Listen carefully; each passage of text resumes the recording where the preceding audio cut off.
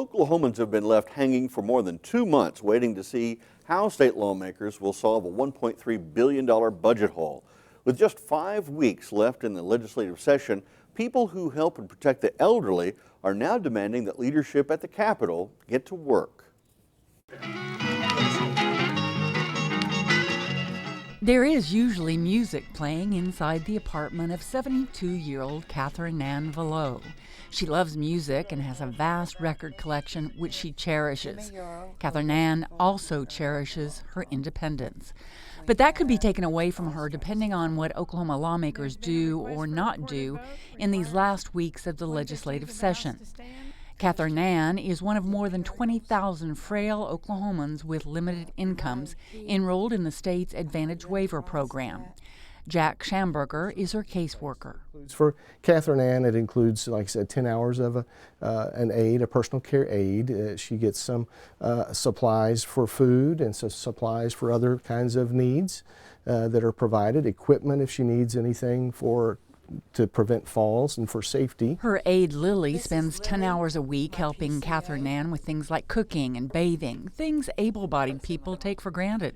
She vacuums and dusts and the laundry, and she does a wonderful job. While Catherine Ann's spirit is vibrant and her mind is razor sharp, her body is a different matter.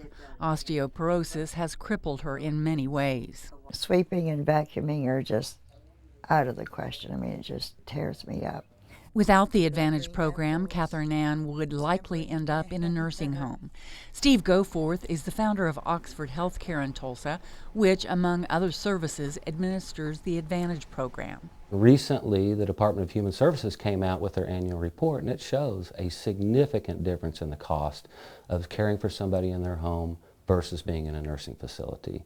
It's only a third of the cost. The recent report shows it costs just $29 a day to keep seniors in their homes with the Advantage program versus 4 times that much at $127 a day in a nursing home. So in tough budget times, it makes sense to me to really fund this program so that more people could stay home and in a cost-effective, fiscally responsible way, and something that people want. Goforth is also a legislative officer for the Home and Community-Based Services Council, an association that represents providers of home-based services across Oklahoma. He says a review of all financial statements of members shows state funding cuts have already brought Advantage care providers to their knees. So any further cut or reduction in what we're due is probably going to eliminate this service completely statewide.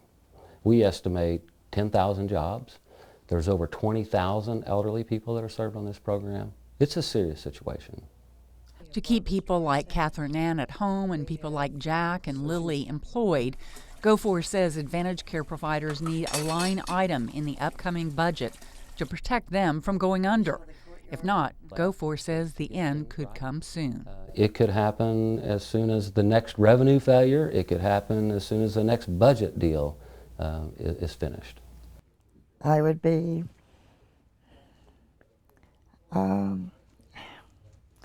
even to think of it is difficult.